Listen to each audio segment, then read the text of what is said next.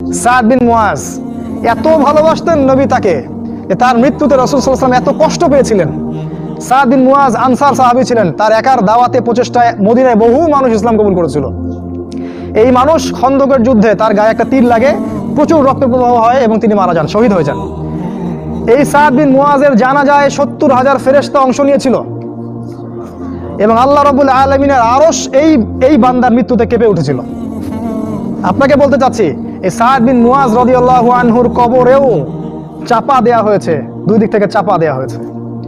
তিনি বলেছেন, রাসূল সাল্লাল্লাহু আলাইহি ওয়াসাল্লাম, যদি কোনো ব্যক্তির কবরে আযাব না হতো তাহলে সাদ বিন মুয়াজের কবরে আযাব হতো না। তার কবরেও প্রশ্ন হয়েছে এবং চাপ দেওয়া হয়েছে। কবরের জীবন কেমন করে আপনাকে বুঝাবো, কিভাবে বুঝাবো আমরা? আমাদের বুঝানোর কোনো ক্ষমতাই নাই। আজকে আপনি রাসূলের আদর্শকে পরোয়া করছেন না। কাল যখন আপনাকে রেখে আসা হবে ওই যে বিসমিল্লাহি আলা মিল্লাতি রাসূলিল্লাহ বলে, তখন বুঝবেন যে রাসূলের মিল্লাত কাকে বলে। আল্লাহ পাক আমাদেরকে উসওয়াতুল হাসানা নির্ধারণ করার তৌফিক দান করুন। উসওয়াতুল হাসানা হবে একজন ব্যক্তি, দ্বিতীয় কোনো ব্যক্তি না। তিনি হচ্ছেন আমাদের প্রিয় নবী মুহাম্মদুর রাসূলুল্লাহ সাল্লাল্লাহু আলাইহি ওয়াসাল্লাম। হ্যাঁ, এটা ঠিক যদি কোনো ব্যক্তির কথা রাসূলের কথার সাথে মিলে যায়, সে যেই হোক না কেন তার কথা মানতে আমরা প্রস্তুত ইনশাআল্লাহ। বরং ওই কথা মানাই আমাদের জন্য ফরজ। আর পৃথিবীর যে ব্যক্তি হোক না কেন, সে যত বড় নেতা হোক না কেন, যেই হোক না কেন, কারো কথা যদি নবীর কথার সাথে না মিলে, তাহলে সেই কথা মানতে আমরা মোটেও বাধ্য নই, বরং সেটাকে না মানাই হচ্ছে আপনার ঈমানের দাবি। এই 10টা কাজ তারা করেছে, এছাড়া আরো কিছু কাজ করেছে, আজকে আমি অত বলার সময় পাচ্ছি না। এখন আপনার প্রতি নাসিহা হচ্ছে যে যদি আপনি চান যে আপনার যৌবনকালটাকে আপনি আল্লাহর পথে ব্যয় করবেন, দুনিয়াতেও সুখী হবেন, পরকালেও সুখী হবেন, তাহলে আপনার জন্য একটা হাদিস আমি পেশ করছি। নবী সাল্লাল্লাহু আলাইহি ওয়াসাল্লাম বলেছেন, কিয়ামতের মাঠে 7 শ্রেণীর মানুষকে আল্লাহ পাক আরশের ছায়া দিবেন। তার মধ্যে 1 শ্রেণীর মানুষ হচ্ছে তারা যারা তাদের যৌবনকালটাকে আল্লাহর পথে ঢেলে দিয়েছে। আপনি কি চান কিয়ামতের মাঠে আল্লাহ আপনাকে আরশের ছায়া দেখ? আমি এটা অনেকদিন বলেছি হাদিসটা, যে কিয়ামতের মাঠে মানুষ যখন উঠবে তখন তাকে 5টা প্রশ্ন করা হবে। তোমার জীবন কোন কালে ব্যয় করেছো? তোমার যৌবন কোন কাজে ব্যয় করেছো? কোন পথে সম্পদ উপার্জন করেছো আর কোন পথে সম্পদ ব্যয় করেছো? আর জানা অনুযায়ী আমল করেছিলে কি না? এখানেও দেখেন, তোমার যৌবন কোন পথে ব্যয় করেছো আলাদা প্রশ্ন হবে। যদি আমরা যৌবন আল্লাহর পথে ব্যয় করতে পারি, আরশের ছায়া আপনি ছায়া পাবেন ইনশাআল্লাহ। আপনার নেতা হবে জান্নাতে হুসাইন রাদিয়াল্লাহু আনহু। এটা তো জানেন, তিনি হবেন জান্নাতে যুবকদের সর্দার। কত যুবক যে পৃথিবী থেকে চলে গেছে, হে আমার ভাই, আপনাকে কেমন করে বুঝাই, যারা দিন রাত কোনো কিছুর পরোয়া করেন নাই, দিন রাত আল্লাহর পথে ছুটে চলেছেন। ওই খালিদ বিন ওয়ালিদ রাদিয়াল্লাহু আনহুকে দেখেন, তিনি মৃত্যু সজ্জায় বলেছিলেন যে আমি জাহাদতু কাযা ওয়া কাযা, আমি যে কতই না যুদ্ধ করেছি আল্লাহর পথে, আমার শরীরে এমন একটা দাগও নাই যেখানে, মানে একটা জায়গাও বাকি নেই আমার শরীরের মধ্যে যেখানে কোনো তরবারির আঘাত নাই বা বর্ষার ছোঁয়া নাই। সেদিন তিনি মৃত্যু সজ্জায় বলছিলেন যে আজকে আমি আমার বিছানায় মারা যাচ্ছি, আমি যুদ্ধের মাঠে মারা যাওয়ার সৌভাগ্য আমার হলো না। ফালা নামাত আইনুল জুবালা, তিনি বলেছিলেন যে কাপুরুষদের 2 চোখ যেন কখনো না ঘুমায়। ওই দেখো যুবক, তোমার আদর্শ। খুবাইব রাদিয়াল্লাহু আনহু, ইসলামের জন্য তাকে দায়ী করে পাঠানো হয়। রাজি নামক একটা জায়গায় কাফেররা তাকে ধরে ফেলে এবং তাকে শুল দণ্ড দিয়ে হত্যা করে। খুবাইব রাদিয়াল্লাহু আনহুকে যখন শুল দেওয়া হচ্ছিল, তিনি বলছিলেন, এই কবিতাটা ভালো করে পড়বা, রাহিকুল মাকতুম বই আছে, লাস্তু উবালিহি না উক্তালু মুসলিমান। তাকে যখন শুল দণ্ড দেওয়া হচ্ছে, শুল দণ্ড মানে বোঝো, পিছন দিয়ে মানে লৌহ দণ্ড প্রবেশ করিয়ে মাথা দিয়ে বের করে দিত, কঠিন দণ্ড, একটা ফাঁসি টাসির চেয়েও ভয়ঙ্কর। এই শুল দণ্ড তাকে দেওয়া হচ্ছে এবং বলা হচ্ছে, তুমি কি চাও তোমাকে ছেড়ে দেই আর মুহাম্মাদকে তোমার জায়গায় শুলদণ্ড দেই? কাফেররা বলেছিল। আর এই যুবক বলেছিলেন যে আমার জীবনের বিনিময়ে নবীর একটা চুলের আঘাত পাক, সেটাও আমি চাই না। দোয়া করছে, আল্লাহ আমার মৃত্যুর সংবাদটা নবীকে পৌঁছে দিও। আল্লাহ পাক সেটা পৌঁছে দিলেন। রাসূল মদিনা থেকে খবর পেয়ে গেলেন যে খুবাইবকে হত্যা করা হয়েছে। তিনি তখন কবিতা আবৃত্তি করছিলেন যে লাস্তু উবালিহি না উক্তালু মুসলিমান, আমি কোনো পরোয়াই করি না যখন আমাকে মুসলিম হিসেবে হত্যা করা হচ্ছে। আলাই জামিন কানা লিল্লাহি মাসরাই, আমাকে যেদিকেই পাশ ফেরানো হোক না কেন সেটা আল্লাহর জন্যই। ওয়াযালিকাল ইলাহু ওয়া ইয়াশা, এবং তিনি হচ্ছেন এমন ইলাহ যিনি যদি চান ইউবারিক আলা ফি কুল্লি শিলুমি মিমাসা, তাহলে তিনি প্রত্যেকটা আমার গোশত টুকরা হাড্ডির মধ্যে বরকত দিতে পারবেন। এই কবিতা বলতে বলতে তার জান চলে যায়। এই যে তোমার আদর্শ, কখনো ভেবেছো তাদেরকে নিয়ে? তারা তোমাদের সুপার হিরো। আজকে ফ্যান্টাসির জগতে সুপার হিরো খুঁজে বেড়াও তোমরা। রাসূলের আদর্শ গ্রহণ করার সৌভাগ্য হলো না, খালিদ বিন ওয়ালিদকে দেখতে পারলে না, ওমর ইবনুল খাত্তাব এমন বীর যার সামনে 10 জন 15 জন কিছুই না, তরোয়াল নিয়ে বের হয়েছেন নবীকে হত্যা করবে। অতিমধ্যে শুনলেন কি তার বোন ভগ্নিপতি ইসলাম কবুল করেছে, চললেন বোন আর ভগ্নিপতিকে আগে মারবো তারপর নবীকে। সেখানে গিয়ে শুনলেন কোরআন তেলাওয়াত করা হচ্ছে, কান লাগিয়ে শুনলেন কি তেলাওয়াত করা হচ্ছে। জিজ্ঞাসা করলেন কি তেলাওয়াত করছো, তারা বললো যে আমরা কিছুই তেলাওয়াত করছিলাম না। তিনি মারধর শুরু করলেন, এক পর্যায়ে একটা কাগজ বের হয়ে আসলো, ওই যে নুসখা, সেখানে লেখা ছিল সূরা তাহা। সেই সূরা তাহার তিলাওয়াত শুনে পড়তে পড়তে পড়তে পড়তে তার চোখ দিয়ে দরদর করে পানি পড়তে লাগলো, এবং তিনি বলতে লাগলেন ইয়ামবাগি লিমান ইয়াকুলু হাদা আল্লা ইউবাদা মাআহু গায়রা, যে সত্তা এরকম কোরআন নাজিল করতে পারে উচিত হবে না যে তার সাথে কাউকে শরীক করা হোক। বললেন শাহিদতু আল্লা ইলাহা ইল্লাল্লাহ ওয়া আন্না মুহাম্মাদান রাসূলুল্লাহ, আমি সাক্ষ্য দিচ্ছি আল্লাহ ছাড়া কোনো মাবুদ নাই এবং মুহাম্মদ আল্লাহর রাসূল সাল্লাল্লাহু আলাইহি ওয়াসাল্লাম। খুযুনি ইলা রাসূলিল্লাহি ওয়া আসহাবিহি, আমাকে আল্লাহর রাসূল এবং সাহাবীদের কাছে নিয়ে চলো, আমি ইসলাম কবুল করব এখনই গিয়ে। সেখানে গিয়ে নবীকে বললেন ইয়া রাসূলুল্লাহ আমি জিতুকা উমিনু বিল্লাহি ওয়া রাসূলিহি, আমি আপনার কাছে এসেছি আল্লাহ এবং আপনার প্রতি ঈমানদার হয়েই এসেছি। ওয়া বিমা জিতা বিহি মিন ইনদিল্লাহ, আর আপনি আল্লাহর পক্ষ থেকে যা নিয়ে এসেছেন এই কোরআনের প্রতি ঈমানদার হয়েই আমি এসেছি এখানে। তিনি বললেন ওই সময় ওমর ইবনুল খাত্তাব যে ইয়া রাসূলুল্লাহ আমরা কি হকের উপর নাই, আলাসনা আলাল হক ওয়া লাইসু আলাল বাতিল, আমরা কি হকের উপর নাই, মুশরিকরা কি বাতিলের উপর নাই, তাহলে আমরা কেন গোপনে গোপনে ইসলামের দাওয়াত দিব, আজকে থেকে প্রকাশ্যে ইসলামের দাওয়াত দিব। তখন থেকে ইসলাম প্রকাশ্যে দাওয়াত পেয়েছে, তার আগে পায়নি। তুমি ওমর হতে পারো না? একটা ছেলেকে দেখলাম অনলাইনে, আমি তাকে চিনি না, অনলাইনে একটা স্ট্যাটাস দেখেছিলাম, খালি ইসলামের পক্ষে কিছু একটা বলার কারণে তার একটা বড় পথ চলে গেছে, এবং সে স্ট্যাটাস দিয়েছে যে যদি একদিন বাঁচি সিংহের মতো বাঁচবো, তাও ধর্মকে আমি দলের কাছে বিক্রি করব না।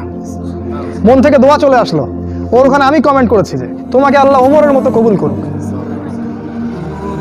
হামজা বীর সাহাবী, যাকে উহুদ যুদ্ধে শহীদ করা হয়েছে। আবু জেহেল রাসূলকে চর মেরেছিল একটা, হামজা রাদিয়াল্লাহু আনহু যখন শুনেছেন আবু জেহেল রাসূলকে মেরেছে, সরাসরি আবু জেহেলের বাসায় ওকে গলার ধরে বের করে প্রচন্ড জোরে ঘুষি একটা মারা হলো। বলা হলো যে আমার ভাতিজা যে দিনের উপর আছে আমিও সেই দিনের উপর আছি, রুদ্দাহা ইন ইসতাতা'তা, তোমার ক্ষমতা থাকলে আমাদেরকে ঠেকিয়ে দেখাও দেখি। তিনি রাসূলের কাছে গেলেন, বললেন ইয়া ইবনা আখি, হে আমার ভাতিজা, কুনতু আনসুরুকা বিল হামিয়া, আমি তোমাকে সাহায্য করতাম আত্মীয়তার সম্পর্কের কারণে, আলা নানসুরুকা লিল ইসলাম, আজকের দিন থেকে আমি ইসলামের জন্য তোমাকে সাহায্য করব। আশহাদু আল্লা ইলাহা ইল্লাল্লাহ ওয়া আন্নাকা রাসূলুল্লাহ, আমি সাক্ষ্য দিলাম যে আল্লাহ ছাড়া কোনো ইলাহ নাই, তুমি আল্লাহর রাসূল। এই যে ইসলামের শক্তি বাড়তে থাকলো তখন, তো তুমি হামজার মতো হতে পারো না? হামজা রাদিয়াল্লাহু আনহু উহুদের যুদ্ধে যখন করছিলেন তার সামনে কোনো কাফের মুশরিক টিকতে পারে নাই। আমি তোমাকে বলিনি যে অস্ত্র নিয়ে এখন বের হয়ে যাও, কথা অন্যদিকে নিয়ে যাবা না, কথাটা অন্যদিকে ঘুরাবা না। এখন তো মিডিয়ার যুগ, কথা অন্যদিকে মানুষ ঘুরায় খুব সহজে। আমি বলেছি তোমার এই চেতনাটা নাই, তুমি হামজার মতো চেতনা ধারণ করতে পারো না, ওমরের মতো চেতনা ধারণ করতে পারো না। অসংখ্য সাহাবী ছিলেন এরকম। মুসআব বিন উমাইর এত ধনী সাহাবী ছিলেন যার আতরের খুশবু ছিল আরবের সবচেয়ে দামি আতরের খুশবু। ইসলাম কবুল করে সব ছেড়ে দিলেন, এক পোশাকে তাকে কবর দেওয়া হয়েছে উহুদের মাঠে। মানে তাকে যখন শহীদ করা হয় তার দেহের মধ্যে এতগুলো তরবারির দাগ ছিল তুমি কল্পনাও করতে পারবে না। এই সাহাবীকে রাসূল সাল্লাল্লাহু আলাইহি ওয়াসাল্লাম যখন দাফন করলেন, তাকে দাফন করার জন্য কোনো কাফন পাওয়া যাচ্ছিল না, ঘাস দিয়ে তাকে দাফন করা হয়েছে। এই হলো মুসআব বিন উমাইর রাদিয়াল্লাহু আনহু। কত সাহাবী চলে গেছেন এমন দুনিয়া থেকে, কত বীর যোদ্ধা চলে গেলেন পৃথিবী থেকে, কিন্তু আজ পর্যন্ত তোমাদের এই আদর্শগুলো তোমরা অর্জন করতে পারলে না। তোমরা এখনো সেই পশ্চিমা সভ্যতার গোলক ধাঁধায় পড়ে আছো। ওই ইহুদি, ওই খ্রিস্টান, ওই দাজ্জালের অনুসারীরা যা শিখাচ্ছে তাই শিখছো, যা গিলাচ্ছে তাই গিলছো, মিডিয়া যা দেখছো তাই বিশ্বাস করছো। আল্লাহ পাক তোমাদের সবাইকে যেন ইসলামের দিকে হেদায়েত দান করেন, ফিরিয়ে নিয়ে আসেন, আল্লাহুম্মা আমিন। কয়েকটা পয়েন্ট খালি আকারে বলছি, কি করবা তুমি এখন। এক নাম্বার, তুমি তোমার জীবনের উদ্দেশ্যটাকে ফিক্স করো। ঠান্ডা মাথায় আজকে রাতের বেলা চিন্তা করবা আল্লাহ পাক তোমাকে কি জন্য দুনিয়ায় পাঠিয়েছেন। একটু চিন্তা করবা, 1 মিনিট একটু চিন্তা করবা যে তুমি পৃথিবীতে নাই, তুমি মারা গেছো। চিন্তা করবা তুমি মারা গেছো। এরপর চিন্তা করবা তুমি যে মারা গেছো পৃথিবীর কারো কোনো সমস্যা হচ্ছে কিনা। তুমি যে মারা গেছো পৃথিবী কি থেমে আছে? তোমার পরিবার থেমে থাকবে? তোমার শিক্ষা, তোমার বন্ধু বান্ধব, তোমার আত্মীয়স্বজন কেউ থেমে থাকবে? কেউ থেমে থাকবে না। তুমি পৃথিবীতে থাকো বা না থাকো কারো কিছু আসে যাবে না। আল্লাহ পাক তোমাকে যে পৃথিবীতে রেখেছেন একটা সুযোগ খালি দিয়েছেন, যাতে তুমি আল্লাহর দ্বীনের জন্য কিছু করতে পারো। এটাই আল্লাহ তোমার কাছে চান, আর কিচ্ছু চান না। আর কিচ্ছু আল্লাহ তোমার কাছে চান না। আল্লাহ চান তুমি একজন ভালো মানুষ হও, ভালো মুসলিম হও এবং দ্বীনের জন্য কিছু খেদমত করে পৃথিবী থেকে বিদায় নাও। এই দিন তুমি ছাড়াও বিজয়ী হবে ইনশাআল্লাহ। তুমি থাকো বা না থাকো, এই দিন কিন্তু বিজয়ী হবেই।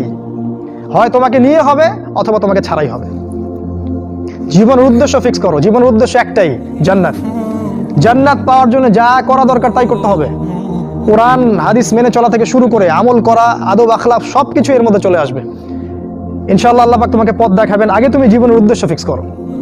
একটা কথা বলি, সবাই তোমাদেরকে বলবে জীবনে সফল হতে হবে। অনেক কথা আমি বলছি আমার ব্যক্তিগত অভিজ্ঞতা থেকেই বলছি। আল্লাহ পাক আলহামদুলিল্লাহ ফার্স্ট সেকেন্ড ছাড়া রেজাল্ট আমাদের হতো না। যখন থেকে আমরা বুঝতে পেরেছি যে ট্র্যাকে আমরা যাচ্ছি সে ট্র্যাকটা ভুল, সে ট্র্যাকটা ভুল, এই বুঝটা যখন থেকে আসছে আমাদের মধ্যে, আমরা চেষ্টা করছি অন্যদেরকে আমাদের শিক্ষা দিয়ে সচেতন করার জন্য। আমরাও ভুল করেছি, ভুলের উপর ভুল করেছি। আল্লাহ পাক যেন মাফ করেন, আল্লাহুম্মা আমিন। সাফল্যের সংজ্ঞা শেখানো হতো আমাদেরকে পরিবার থেকে। সফল হতে হবে বাবা, নিজের পায়ে দাঁড়াতে হবে, বাবাকে দেখতে হবে, মাকে দেখতে হবে, অমুক তমুক ইত্যাদি ইত্যাদি। বিয়ে করবি কি নিয়ে, তোর তো কিছুই নাই, বলে নাই কথাগুলো আপনাদেরকে। চাকরি বাকরি করতে হবে, প্রতিষ্ঠিত হতে হবে। শোনো, সাফল্যের একটা সংজ্ঞা দিয়েছেন আল্লাহ কোরআনে, একটাই সংজ্ঞা, সূরা আল ইমরানের মধ্যে আছে। আজকে আমি সব ডিটেলস বলার সময় পাচ্ছি না।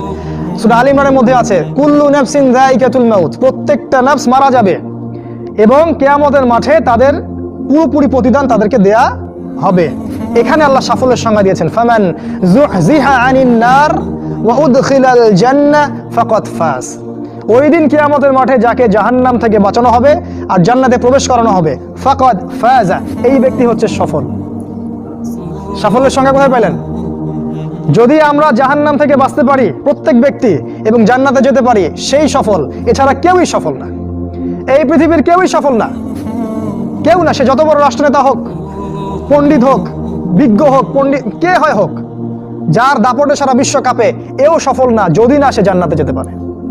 কিন্তু একজন এই ভ্যান চালক, এক রিক্সা চালক, এক আমার ওই গরিব চাচা, ওই কৃষক, সে যদি হিসাব দিয়ে জান্নাতে যেতে পারে, সে সফল। তিনি সফল, তিনি আল্লাহর কাছে পছন্দের বান্দা।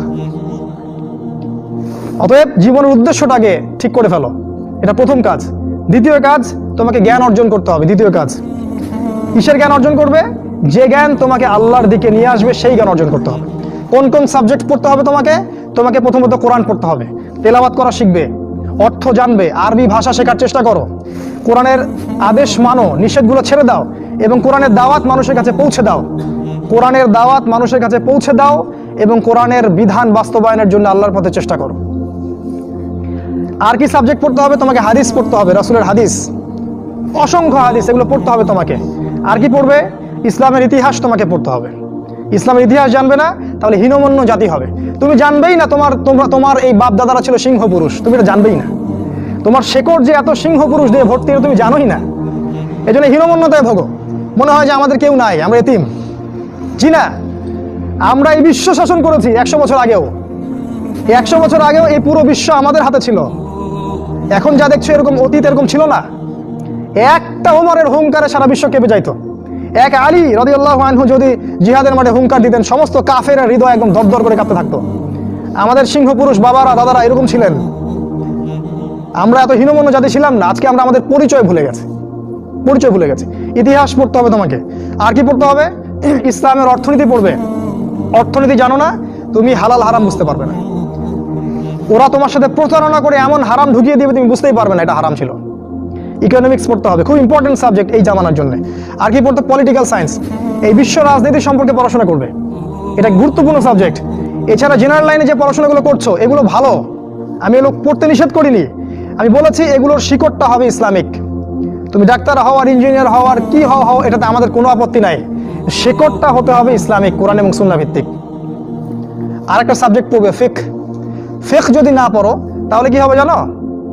তাহলে নফল মোস্তাহাব আমলগুলো নিয়ে মারামারি কাটাকাটি করে ফরজ ঐক্য নষ্ট করে ফেলবা। এখনকার দেখো না যে অল্প কিছু পড়াশোনা করে, 2 পাতা পড়াশোনা করে দায়ী হয়ে গেছে একেবারে। কোরআনটা ঠিক মতো পড়তে পারে না, কোরআনটা রিডিং ঠিক মতো পড়তে পারে না, বড় বড় ফতোয়া দিয়ে বেড়াচ্ছে, ওইটা হালাল আর ওইটা হারাম, ওইটা অমুকের এই নাই অমুকের সেই নাই। হচ্ছে না এটা ফিকহ না জানার কারণে হচ্ছে।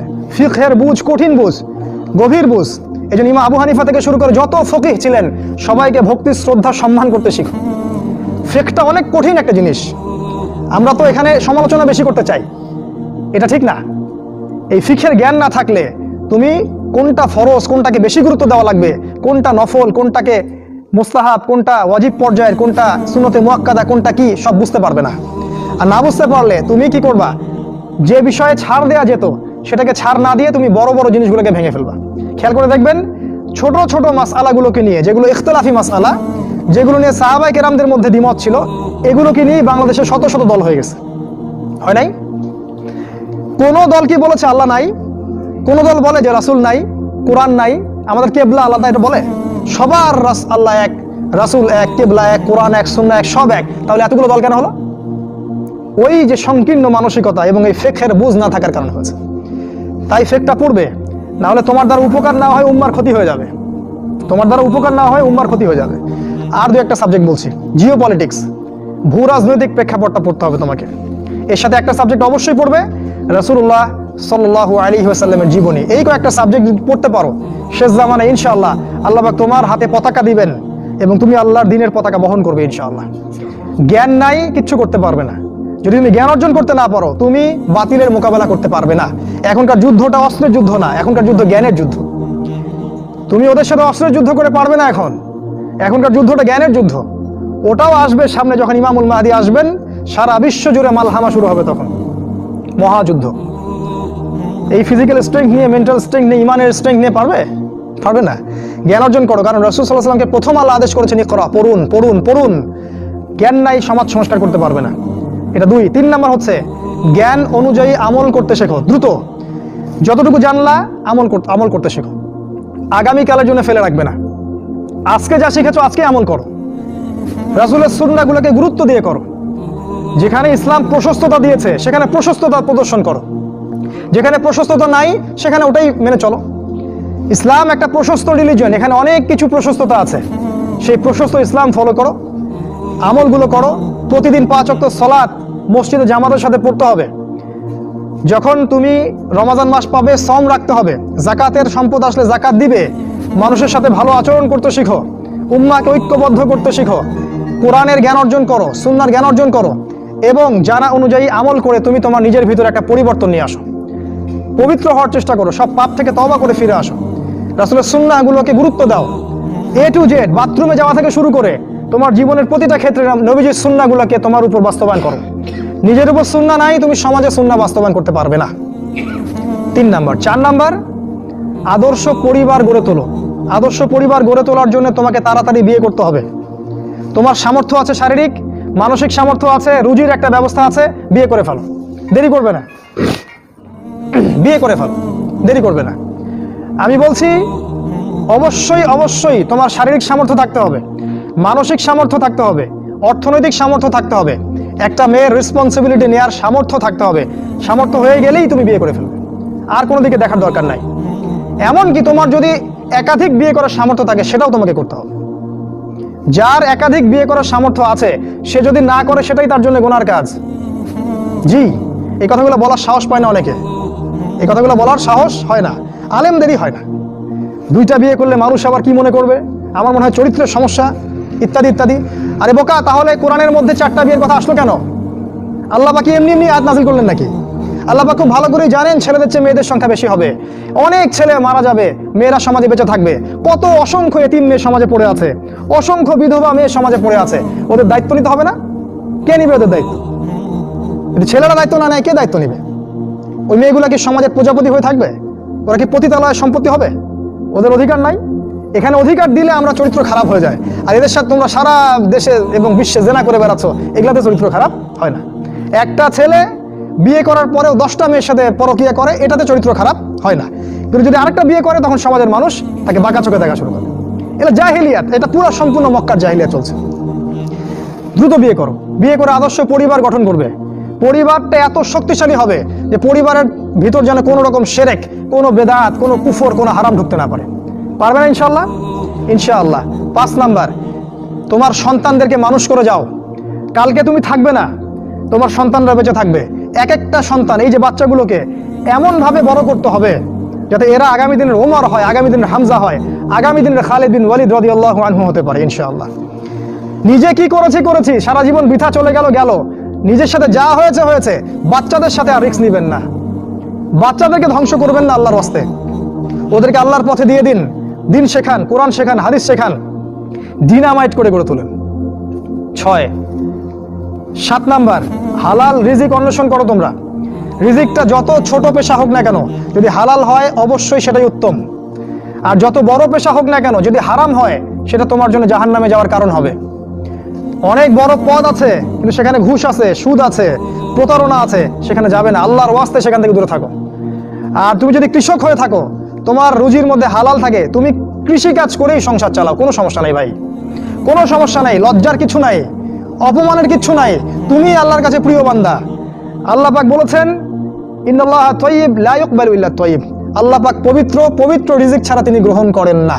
সারা জীবনের ইবাদত কবুল হবে না যদি আপনার রিজিকের মধ্যে হারাম থাকে। কিচ্ছু করার নাই, নবীর কথা পাল্টাতে পারবেন না।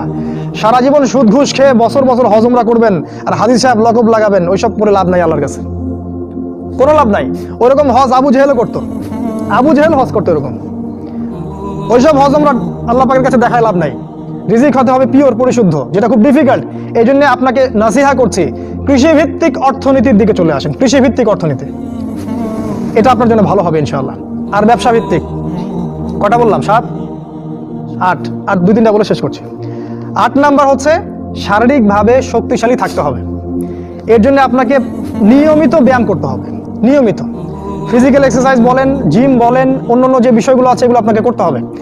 যে খাবারগুলো আপনি খাবেন, প্রত্যেকটা খাবার বিশুদ্ধ কিনা অবশ্যই পরীক্ষা করে খাবেন। এমন কোনো খাবার খাবেন না যে খাবার প্রস্তুত করেছে ওরা, অর্থাৎ ওরা, বুঝতে পারছেন কারা? কারণ ওদের খাবারের মধ্যে এমন কিছু থাকে যেটা আপনাকে আস্তে আস্তে আস্তে আস্তে ধ্বংস করে দিবে।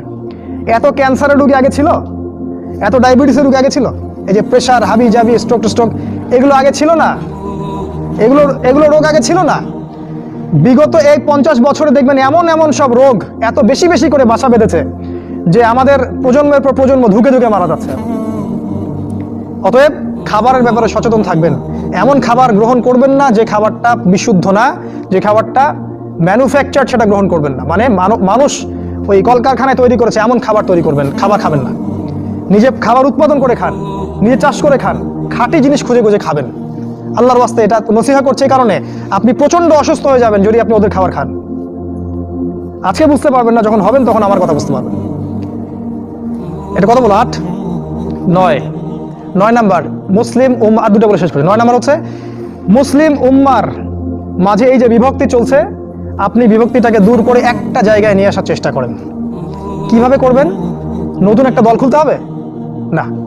আপনি যদি একটা প্রতিষ্ঠান করে থাকেন, একটা ফাউন্ডেশন করে থাকেন, একটা সংগঠন করে থাকেন, যেটাই করে থাকেন, আপনি যদি এতটুকু নসিহা গ্রহণ করেন যে হ্যাঁ, এই শতদা বিভক্ত এই উম্মার প্রত্যেকেই আমার ভাই, সে যে মাযহাবই হোক আর যে তরিকাই হোক, সে আমার ভাই, সেও মুসলিম, আমিও মুসলিম, তার সাথে আমার কিছু বিষয়ে হয়তো দ্বিমত আছে, কিন্তু এই না, তার মানে এই না যে সে কাফের আর আমি মুশরিক, সে কাফের আর আমি মুসলিম, এমন নয়। প্রত্যেকেই আমার ভাই। প্রত্যেকটা দলের মধ্যে যদি ভালো কিছু পান, সেই ভালোটুকু আপনি গ্রহণ করেন। আপনি দেখবেন প্রতিটা দলের মধ্যেই ভালো না কিছু আছে, আছে না? নাকি নাই? সবই খারাপ? প্রত্যেকটা ইসলামপন্থী দলের মধ্যেই ভালো কিছু না কিছু অবশ্যই আছে। সেই ভালোটাকে আপনি নিয়ে নেন, ব্যাস হয়ে গেল। আর প্রতিটা ইসলামপন্থী দলের মধ্যে দেখবেন কিছু না কিছু বিতর্কিত বিষয় আছেই। নাকি সব 100% পারফেক্ট? আছেই। ওগুলোকে আপনি ছেড়ে দেন, দিয়ে আপনি সবাইকে নিয়ে বসার চেষ্টা করেন। যেটাই করবেন সবাইকে নিয়ে করার চেষ্টা করেন। হ্যাঁ, এখানে মতবিরোধপূর্ণ যে মাসআলাগুলো আছে, এখানে আপনি উদারতা প্রদর্শন করুন। ফিকহের ব্যাপারে উদারতা প্রদর্শন করুন, আকীদার ব্যাপারে আপনি স্ট্রং থাকেন, ব্যাস। এভাবে আপনি উম্মার মধ্যে একটা ঐক্য আনতে পারবেন ইনশাআল্লাহ। আর এই উম্মার ঐক্য যদি না থাকে, তাহলে আগামী দিনগুলোতে এই উম্মাকে বাঁচাতে পারবে না কেউ না। এই উম্মার ঐক্য যদি ধ্বংস হয়ে যায়, যেটা হয়ে গেছে প্রায়, এই অবস্থা যদি চলতে থাকে আগামী 10 বছর, এই উম্মার ধ্বংস কেউ ঠেকাতে পারবে না, ইল্লা মাশাআল্লাহ। খুবই কনসিয়াস থাকেন, এটা ফরজ জিনিস। ওয়া'তাসিমু বিহাবলিল্লাহি জামিআ, আল্লাহ পাক বলেছেন আল্লাহর রজ্জু একসাথে শক্ত করে ধরো, এটা আল্লাহর আদেশ। আর যেটা আল্লাহর আদেশ সেটা ফরজ। আপনার জোরে আমিন বলা ফরজ নয়, পায়ে পা লাগানো ফরজ নয়, রফুল ইয়াদাইন করা ফরজ নয়। আপনারা যে আরো জিকিরের তরিকাগুলো বের করেছেন, এগুলো ফরজ নয়, এগুলো গুরুত্বপূর্ণ হতে পারে, সুন্নাহ, ফরজ নয়। ওয়াতাসিমু এটা ফরজ, আল্লাহর রজ্জু সব শক্ত করে একসাথে ধরে থাকো, এটা ফরজ। আপনি ফরজটাকে ছেড়ে দিয়ে সুন্নাহ ধরতে পারেন না। যদি ধরেন তাহলে আপনি আপনার নির্বোধ, আপনি বোঝেন না যে কোনটাকে বেশি গুরুত্ব দিতে হবে। অতএব উম্মার ঐক্যের জন্য কাজ করুন, যারা ঐক্যের জন্য কাজ করছে ওদেরকে সহযোগিতা করুন। আপনার সময় থাকলে সময় দেন, মেধা থাকলে মেধা দেন, অর্থ থাকলে অর্থ দেন, অথবা দোয়া করে সহযোগিতা করুন। যেভাবে পারেন আপনি তাদেরকে সহযোগিতা করুন। লাস্ট আরেকটা হচ্ছে আপনাকে আল্লাহ পাক যে সময়টুকু দিয়েছেন এই যৌবনের, এই দুনিয়ার জীবনের, আল্লাহর দ্বীনের দাওয়াত আপনি প্রচার করেন। আপনার মধ্যে যতটুকু এলেম কালাম আছে, বাল্লিগু আন্নি ওয়ালাউ আয়া, একটা আয়াতও যদি জানো আমার পক্ষ থেকে প্রচার করে দাও। প্রতিটা দিন আপনি আল্লাহর পথে দাওয়াতের জন্য নেমে পড়েন। ফুল টাইম দায়ী হতে বলছি না আমি, পার্ট টাইম দায়ী হয়ে যান। প্রতিটা দিন কিছু না কিছু সময় আল্লাহর দ্বীনের জন্য ব্যয় করেন। মসজিদে বসেন, তালিম করেন, লোকজনকে নামাজের দিকে ডাকেন, আল্লাহর পথে সময় দেন। আপনি যারা দ্বীনের পথে কাজ করছে ওদেরকে হেল্প করেন, নিজে দাওয়াতি কাজ করেন, আপনার সেক্টরে দাওয়াতি কাজ করেন, নিজের মধ্যে, নিজের বন্ধু মহলে, পরিবারে, আপনার আত্মীয় স্বজনের মধ্যে দাওয়াত দিতেই থাকেন। শোনে শুনুক, না শুনুক নাই, কথা বলেন নাই, শুনুক বা না শুনুক আপনি দাওয়াতি কাজ করতেই থাকেন। ইনশাআল্লাহ এই 10টা কাজ যদি আপনারা যুবকরা করতে পারেন, আমি আশাবাদী ইনশাআল্লাহ আগামী দিনগুলোতে আপনিই হবেন ইমামুল মাহদির সৈনিক ইনশাআল্লাহ। আজকে আর লম্বা করছি না। আল্লাহ পাক আমাদের সবাইকে এই 10টা গুণাবলী অর্জন করার তৌফিক দান করুন এবং আমাদের জীবন এবং আমাদের যৌবনটাকে আল্লাহর পথে ঢেলে দেওয়ার, উৎসর্গ করার তৌফিক আল্লাহ পাক দান করুন। আল্লাহ রাব্বুল আলামিন আমাদের প্রত্যেককে কোরআন এবং হাদিসের বুঝ দান করুন, আল্লাহুম্মা আমিন। আল্লাহ পাক আমাদের সবার আদর্শ পরিবার গড়ে দিন, হালাল রিজিকের ব্যবস্থা করে দিন, আমাদের বিয়েগুলোকে আল্লাহ সহজ করে দিন। আল্লাহ পাক সমাজের সমস্ত জাহেলিয়াত থেকে আমাদেরকে হেফাজত করুন। আল্লাহ পাক আমাদেরকে কোরআন, সুন্নাহ এবং রাসূলের আদর্শে জীবন গড়ার তৌফিক দান করুন। আল্লাহ পাক আমাদেরকে ইসলামের ইতিহাস পড়ার তৌফিক দান করুন, আমাদেরকে ইসলামের বীর সেনানী হওয়ার তৌফিক দান করুন। আমাদের মৃত আত্মীয় স্বজনদেরকে আল্লাহ পাক মাফ করে দিন। যারা অসুস্থ আছে আল্লাহ পাক সবাইকে শেফায়ে কামেলা দান করুন এবং আমাদের যা কিছু আছে, আমাদের জান, মাল, ইজ্জত, সময়, শ্রম সবকিছু ব্যয় করে আল্লাহর পথে দাওয়াত এবং আল্লাহর জন্য জিহাদ করার তৌফিক আল্লাহ পাক দান করুন। আল্লাহুম্মা আমিন। সুবহানাকা আল্লাহুম্মা ওয়া বিহামদিকা আশহাদু আল্লা ইলাহা ইল্লা আনতা আস্তাগফিরুকা ওয়া আতুবু ইলাইক। আপনারা যারা এতক্ষণ